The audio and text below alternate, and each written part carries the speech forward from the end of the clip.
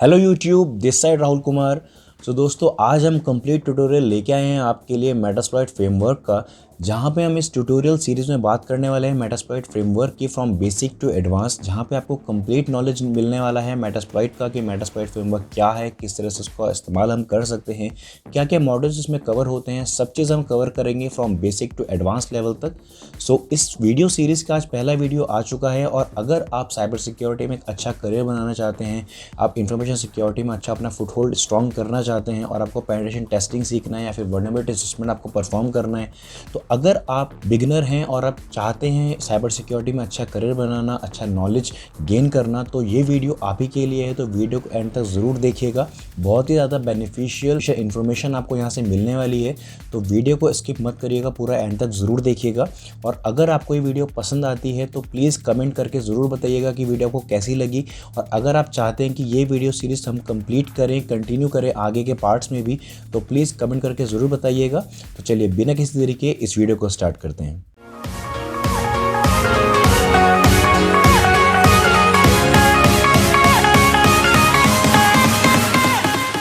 तो दोस्तों, सबसे पहले हम बात करते हैं कि आज के एजेंडा में हम क्या क्या कवर करने वाले हैं। तो आज की इस वीडियो में हम कवर करेंगे इंट्रोडक्शन टू मेटास्प्लॉइट, जहाँ पे हम बात करेंगे कि मेटास्प्लॉइट क्या है, इसको कौन कौन यूज़ करते हैं और इसका इस्तेमाल हम क्यों करते हैं, इसके बारे में हम बात करेंगे। देन हम बात करेंगे मेटास्प्लॉइट की हिस्ट्री के बारे में, मेटास्प्लॉइट किसने बनाया और मेटास्प्लॉइट बनने से पहले क्या चीज़ यूज़ में होती थी, वो हम जानेंगे। साथ ही साथ हम जानेंगे किस तरीके से हम मेटास्प्लॉइट का एक लैब इन्वायरमेंट रेडी कर सकते हैं, मेटास्प्लॉइट को किस तरह से डाउनलोड कर सकते हैं, चाहे अपना लिनक्स ऑपरेटिंग सिस्टम हो या फिर हमारा विंडोज़ ऑपरेटिंग सिस्टम। फिर हम बात करने वाले हैं मेटास्प्लॉइट के आर्किटेक्चर के बारे में एंड मेटास्प्लॉइट के मॉड्यूल्स के बारे में। तो ये सब आज हम कवर करेंगे इस वीडियो में। तो चलिए अभी स्टार्ट करते हैं इंट्रोडक्शन टू मेटास्प्लॉइट से। तो चलिए दोस्तों, सबसे पहले हम बात करते हैं इंट्रोडक्शन टू मेटास्प्लॉइट की, जहाँ पे हम बात करते हैं कि मेटास्प्लॉइट क्या है एक्चुअल में, ये हम जान लेते हैं। मेटास्प्लॉइट एक बहुत ही पॉपुलर पेनिट्रेशन टेस्टिंग टूल है। अगर आप पेनिट्रेशन टेस्टिंग करना चाहते हैं, वल्नरेबिलिटी असेसमेंट करना चाहते हैं, मेटास्प्लॉइट फ्रेमवर्क या फिर जो मेटास्प्लॉइट है वो आपके लिए बहुत ही अच्छा टूल साबित हो सकता है। और दोस्तों, जिनको नहीं पता कि पेनिट्रेशन टेस्टिंग क्या होती है, उनको मैं बता देता हूं कि पेनिट्रेशन टेस्टिंग एक ऐसी सिक्योरिटी टेस्टिंग होती है जहां पे हम नेटवर्क या फिर सिस्टम में वल्नरेबिलिटीज़ ढूंढते हैं। Vulnerabilities means weakness of system, यानी कि सिस्टम या नेटवर्क की वो वीकनेस जिनकी मदद से अटैकर उन नेटवर्क को हैक कर सकता है या फिर उनका अनऑथराइज्ड एक्सेस ले सकता है। ऐसी कमियों को, ऐसी वल्नरेबिलिटीज़ को हम ढूंढते हैं, उन्हीं को हम पेनिट्रेशन टेस्टिंग कहते हैं। इसके बारे में मैंने डिटेल में वीडियो बना रखी है, जहाँ पे मैंने आपको बताया है कि वल्नरेबिलिटी असेसमेंट में और पेनिट्रेशन टेस्टिंग में क्या फ़र्क है। तो अगर वो वाली वीडियो आपने नहीं देखी तो आई बटन पे लिंक है, वो वाला वीडियो भी आप देख सकते हैं। मेटास्प्लॉइट एक ऐसा टूल है जो कि हैकिंग को बहुत ज़्यादा ईजी बना देता है। अगर आप मेटास्प्लॉइट का इस्तेमाल नहीं करते हैं तो आपके लिए हैकिंग एक बहुत ही मुश्किल टास्क हो सकता है, लेकिन अगर आप मेटास्प्लॉइट फ्रेमवर्क का इस्तेमाल करते हैं तो हैकिंग आपके लिए काफ़ी ज़्यादा ईजी हो जाती है। मेटास्प्लॉइट एक ऐसा टूल है जिसको आप मल्टीपर्पज़ के लिए इस्तेमाल कर सकते हैं हैकिंग में। अगर आपको इन्फॉर्मेशन गैदरिंग करना है तो आप मेटास्प्लॉइट का इस्तेमाल कर सकते हैं, आपको सिस्टम का एक्सेस गेन करना है तो आप इस्तेमाल कर सकते हैं, एक्सेस को मेंटेन रखने के लिए, यहाँ तक कि अगर आपको सिक्योरिटी डिवाइसेस या फिर हम बात करते हैं सिक्योरिटी सॉफ्टवेयर्स जैसे कि एंटीवायरस, आईडीएस, आईपीएस डिवाइसेस जो कि सिक्योरिटी डिवाइसेस रहते हैं, किसी भी इंट्रूजन को या फिर किसी भी अनऑथराइज्ड एक्सेस को डिटेक्ट करने के लिए चीज़ें बनाई गई हैं, अगर उन डिवाइसेस से आपको बचना है तो उनके लिए भी आप मेटास्प्लॉइट फ्रेमवर्क का इस्तेमाल कर सकते हैं। एक ऐसा टूल है जिसको रेड टीम और ब्लू टीम दोनों ही इस्तेमाल करते हैं, यानी कि डिफेंसिव और ऑफेंसिव पर्पस से आप इसको इस्तेमाल कर सकते हैं। और यहाँ तक कि जो मेटास्प्लॉइट है वो एक ओपन सोर्स प्लेटफॉर्म है जिसकी मदद से हैकर्स इसको कस्टमाइज कर सकते हैं अपने ऑपरेटिंग सिस्टम के अकॉर्डिंग। एंड दोस्तों, Metasploit framework free and license दोनों ही ऑप्शन में आपको अवेलेबल है इंटरनेट पे। अगर आप इसका फ्री वर्जन इस्तेमाल करना चाहते हैं तो वो काली लिनक्स अगर आप इस्तेमाल करते हैं तो प्री इंस्टॉल्ड आता है काली लिनक्स में। एंड अगर आप इसको विंडोज़ में इंस्टॉल करना चाहते हैं तो वो भी आप इंस्टॉल कर सकते हैं। वो भी हम थोड़ी ही देर में जानेंगे किस तरीके से हम इसको विंडोज़ में इंस्टॉल कर सकते हैं। बट अगर आप इसका पेड वर्जन इंस्टॉल करना चाहते हैं और अगर आप कमांड लाइन पर काम नहीं करना चाहते, क्योंकि अगर आप इसका फ्री वर्जन इंस्टॉल करेंगे तो वहाँ पर आपको कमांड लाइन पर काम करना पड़ेगा। हालाँकि कुछ अदर ऑप्शंस भी हैं जहां पे हम इसको ग्राफिकली फ्री में इस्तेमाल कर सकते हैं, लेकिन अगर आप जेन्युइन मेटास्प्लॉइट को डाउनलोड करेंगे ग्राफिकल वर्जन में ग्राफिकली यूज़ करने के लिए तो आपको वहाँ पे उसका लाइसेंस लेना पड़ेगा। बेसिकली ये था एक बेसिक इंट्रोडक्शन मेटास्प्लॉइट के बारे में। तो जहाँ पे हमने जाना कि मेटास्प्लॉइट जो है एक बहुत ही पॉपुलर पेन टेस्टिंग टूल है जिसको रेड टीम और ब्लू टीम दोनों ही इस्तेमाल कर सकती हैं। आप इसको पेन टेस्टिंग टेस्टिंग के लिए, इवन वल्नरेबिलिटी असेसमेंट के लिए भी आप इसका इस्तेमाल कर सकते हैं। ये एक ओपन सोर्स प्लेटफॉर्म है जहाँ पे हैकर्स यूज़ करते हैं इसको कस्टमाइज करने के लिए अपने ऑपरेटिंग सिस्टम के अकॉर्डिंग, एंड ये दोनों ही ऑप्शंस में अवेलेबल है, फ्री में एंड लाइसेंस्ड बोथ, जैसा चाहें आप इसको इंस्टॉल कर सकते हैं। सो ये था एक ब्रीफ इंट्रोडक्शन मेटास्प्लॉइट के बारे में। आगे बढ़ते हैं। अब हम बात करते हैं हिस्ट्री ऑफ मेटास्प्लॉइट, यानी कि मेटास्प्लॉइट की हिस्ट्री के बारे में हम बात करते हैं कि मेटास्प्लॉइट का क्या हिस्ट्री है। फ्रेंड्स, अगर हम इसकी हिस्ट्री की बात करते हैं तो एस.डी. मोर नाम का एक पर्सन था जिसने बहुत सालों पहले इस प्रोजेक्ट पे काम करना स्टार्ट करा था और 2003 में मेटास्प्लॉइट का 1.0 वर्जन रिलीज़ हुआ जो कि पर्ल लैंग्वेज में लिखा गया था, जिसमें 11 एक्सप्लॉइट्स थे, राइट। एंड 2007 में क्या हुआ, इस जो मेटास्प्लॉइट था जो कि पर्ल लैंग्वेज में लिखा गया था, इसको दोबारा से लिखा गया रूबी लैंग्वेज में, ठीक है। पर्ल एंड रूबी एक प्रोग्रामिंग लैंग्वेज है जैसे कि पाइथन, जावा, C++, इसी तरीके से पर्ल एंड रूबी है। 2007 में इसको वापस से लिखा गया, इनकी रीराइट करा गया रूबी लैंग्वेज में। एंड उसके 2 साल बाद 2009 में इसको रैपिड 7 नाम की कंपनी में, जो कि सिक्योरिटी कंपनी है, उसने मेटास्प्लॉइट को ख़रीद लिया 2009 में। एंड जब ये मेटास्प्लॉइट जब बना था यानी कि 2003 में, तब इसमें 11 एक्सप्लॉइट्स थे, लेकिन जब 2009 में इसको रैपिड 7 ने ख़रीदा तो इसमें 1500 से ज़्यादा एक्सप्लॉइट्स थे, जो कि स्टार्टिंग में 11 एक्सप्लॉइट्स थे एंड 500 से ज़्यादा इसमें पेलोड्स थे। बहुत ही ज़्यादा बदलाव हो गया था 2003 के अकॉर्डिंग अगर हम 2009 में इसमें बात करते हैं तो। एंड मेटास्प्लॉइट से पहले क्या चलता था वो हम बात कर लेते हैं। जब तक मेटास्प्लॉइट नहीं आया था उससे पहले जितने भी हमारे पास सिक्योरिटी रिसर्चर्स थे या फिर जो पेन टेस्टर्स थे, उनको मैनुअली कोड लिखने पड़ते थे एंड सिस्टम के अकॉर्डिंग उनको कोड लिखने पड़ते थे कि किस सिस्टम पर अटैक करना है, उसके हिसाब से उनको कोड लिखने पड़ते थे। उनको ये भी नहीं पता होता था कि जो हम कोड लिख रहे हैं वो एक्चुअल में उस पर्टिकुलर सिस्टम पर वर्क करेगा भी या फिर नहीं करेगा। तो इस तरीके से काफ़ी ज़्यादा डिफ़िकल्टीज आती थी पेन टेस्टिंग में, वल्नरेबिलिटी असेसमेंट में। लेकिन मेटास्प्लॉइट के आने के बाद उनका काम बहुत ही ज़्यादा इजी हो गया, तो बहुत ज़्यादा बेनिफिट रहा जो पेन टेस्टर्स से, बहुत ज़्यादा बेनिफिशियल रहा ये प्रोजेक्ट पेन टेस्टर्स के लिए, सिक्योरिटी रिसर्चर्स के लिए। तो ये बहुत ही बड़ा रोल निभाता है मेटास्प्लॉइट पेन टेस्टिंग में, जो कि हम धीरे धीरे आगे हम कवर करने वाले उन चीज़ों को। तो ये था एक हिस्ट्री मेटास्प्लॉइट के बारे में, जहाँ पे हमने जाना कि 2003 में एस.डी. मोर ने इसको इंट्रोड्यूस करा, जहाँ पे 11 एक्सप्लॉइट्स थे। एंड 2007 में इसको रीराइट करा गया रूबी में, जो कि स्टार्टिंग में पर्ल लैंग्वेज में लिखा गया था एंड बाद में इसको रूबी में कन्वर्ट कर दिया गया। एंड 2009 में इसको रैपिड 7 ने खरीद लिया गया, जहाँ पे 11 एक्सप्लॉइट थे, बाद में 1500 एक्सप्लॉइट्स कर दिए गए एंड 500 ज़्यादा इसमें पेलोड्स कर दिए गए। तो ये था दोस्तों हिस्ट्री ऑफ मेटास्प्लॉइट। अब हम बात करते हैं मेटास्प्लॉइट लैब को किस तरीके से हम रेडी कर सकते हैं। मेटास्प्लॉइट लैब को रेडी करने के लिए आपको एक VMware की ज़रूरत पड़ेगी, एक Kali Linux, Metasploitable operating system and Windows operating system. अगर आपने मेरी पहले की एक वीडियो नहीं देखी जहाँ पर मैंने आपको बताया था कि किस तरीके से आप एक हैकिंग लैब रेडी कर सकते हैं, एक वर्चुअल लैब रेडी कर सकते हैं, तो आई बटन पर उसका लिंक है, तो वो वीडियो आप ज़रूर देखिएगा, जहाँ पर मैंने आपको बताया है डिटेल में कि किस तरीके से आप हैकिंग लैब को रेडी कर सकते हैं। तो चलिए फ्रेंड्स, अब जान लेते हैं कि किस तरीके से हम मेटास्प्लॉइट को इंस्टॉल करेंगे अपने विंडोज़ ऑपरेटिंग सिस्टम में। अब क्योंकि Kali Linux में मेटास्प्लॉइट ऑलरेडी प्री इंस्टॉल्ड आता है, तो वो हम देखेंगे किस तरीके से हम उसको एक्सेस कर सकते हैं। बट अभी फिलहाल हम देखते हैं कि किस तरीके से हम इसको विंडोज़ में इंस्टॉल कर सकते हैं। मेटास्प्लॉइट को विंडोज़ ऑपरेटिंग सिस्टम में डाउनलोड करने के लिए सबसे पहले हम चलते हैं अपने ब्राउज़र पे। तो ब्राउज़र ओपन करने के बाद आपको सर्च बार में लिखना है metasploit.com। तो यहाँ पे मेटास्प्लॉइट की जो ऑफिशियल वेबसाइट है वो यहाँ पे ओपन हो चुकी है। अब हम क्लिक करेंगे यहाँ पे डाउनलोड वाले ऑप्शन पे, और डाउनलोड ऑप्शन पे क्लिक करने के बाद यहाँ पे आपके सामने 2 ऑप्शंस आएंगे, Metasploit framework and Metasploit pro. जो मेटास्प्लॉइट प्रो है वो प्रोफेशनल वर्जन है मेटास्प्लॉइट का, जहाँ पे आपको लाइसेंस लेना पड़ता है इसको यूज़ करने के लिए। हालांकि आप इसका फ्री ट्रायल इस्तेमाल कर सकते हैं, बट अभी हम इस्तेमाल कर रहे हैं मेटास्प्लॉइट फ्रेमवर्क का। तो या तो आप डाउनलोड ऑप्शन पे क्लिक करके इसको डाउनलोड कर सकते हैं, अदरवाइज़ अगर आपको इसके अदर वर्जन्स देखने हैं या फिर आप इसको अलग अपने ऑपरेटिंग सिस्टम के हिसाब से डाउनलोड करना चाहते हैं, तो आप अदर वर्जन्स पे क्लिक करेंगे।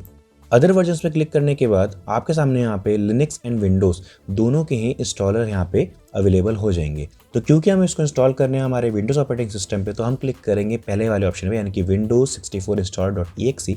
जैसे हम इस पर क्लिक करेंगे तो जो डाउनलोड होगा वो स्टार्ट हो चुका है, यहाँ पे आप देख सकते हैं। तो जब आप इसको डाउनलोड कर लेंगे तो कुछ इस तरह का .exe फाइल आपको देखने को मिलेगा। इसको आपने नॉर्मली डबल क्लिक करके, और यहाँ पे आपको नॉर्मल जैसे आप सॉफ्टवेयर को इंस्टॉल करते हैं सिंपली आपको उसको इंस्टॉल कर लेना है।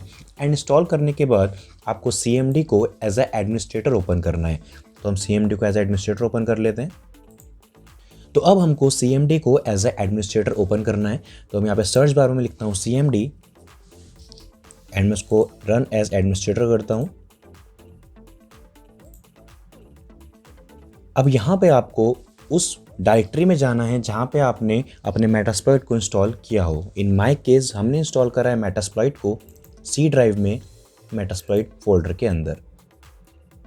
तो अभी हमको इसी डायरेक्टरी में जाना है। तो अभी हम यहाँ पे मैं अपना पाथ चेंज करता हूँ और सेम डायरेक्टरी में चलता हूँ।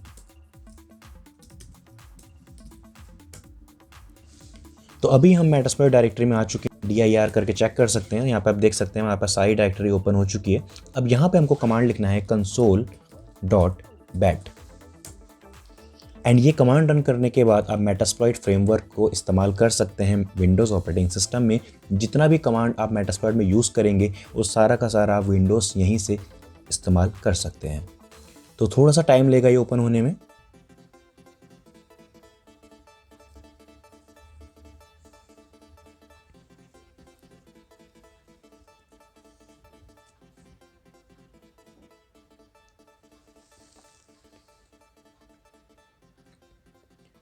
तो फ्रेंड्स, कमांड को एग्जीक्यूट होने के बाद कुछ इस तरह का आपको कमांड लाइन इंटरफेस देखने को मिलता है मेटास्प्लॉइट फ्रेमवर्क का।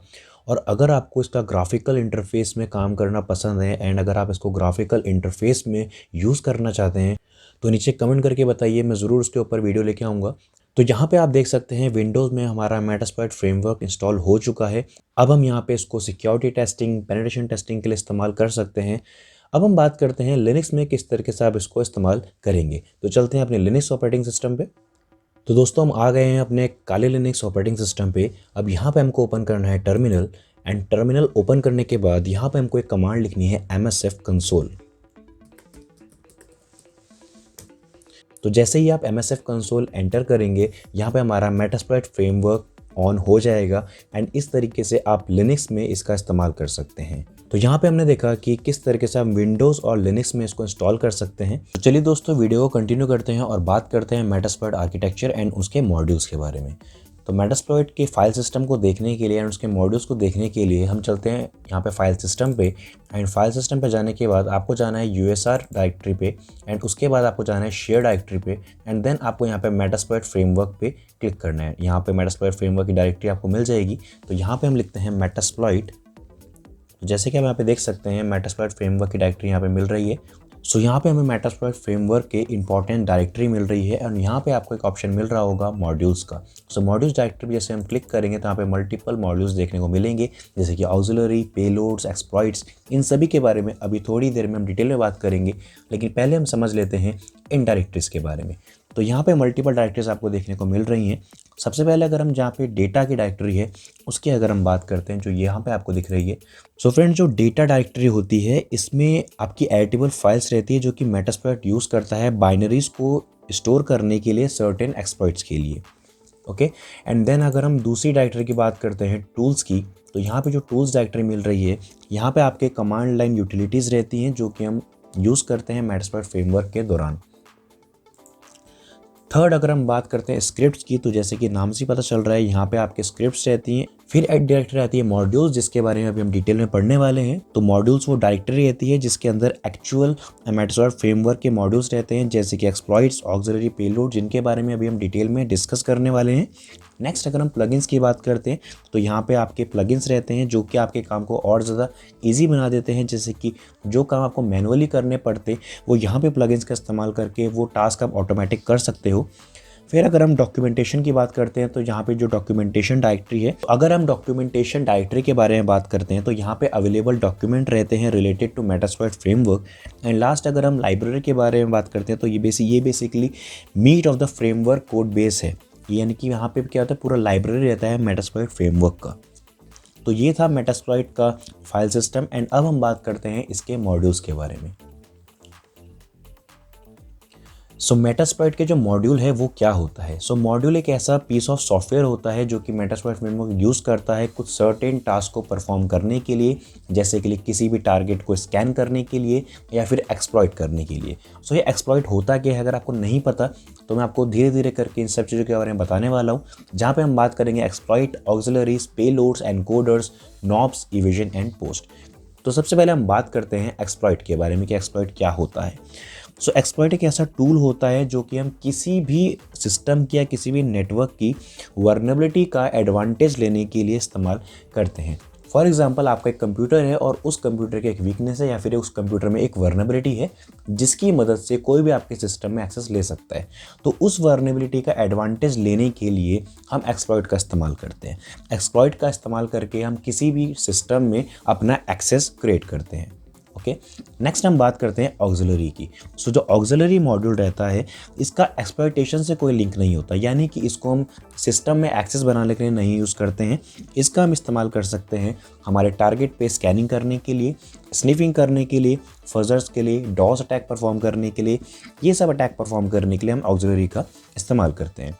थर्ड, अगर हम पेलोड की बात करते हैं तो पेलोड वो कोड होता है जो कि किसी भी सिस्टम में एक्सेस लेने के बाद जब हम एक्सप्लॉइट करते हैं किसी भी सिस्टम में, उसके बाद जो हम कोड एग्जीक्यूट करते हैं वो पेलोड होता है। सो पेलोड की ही मदद से हम किसी भी सिस्टम का रिमोट ले सकते हैं या फिर अदर टास्क को परफॉर्म कर सकते हैं।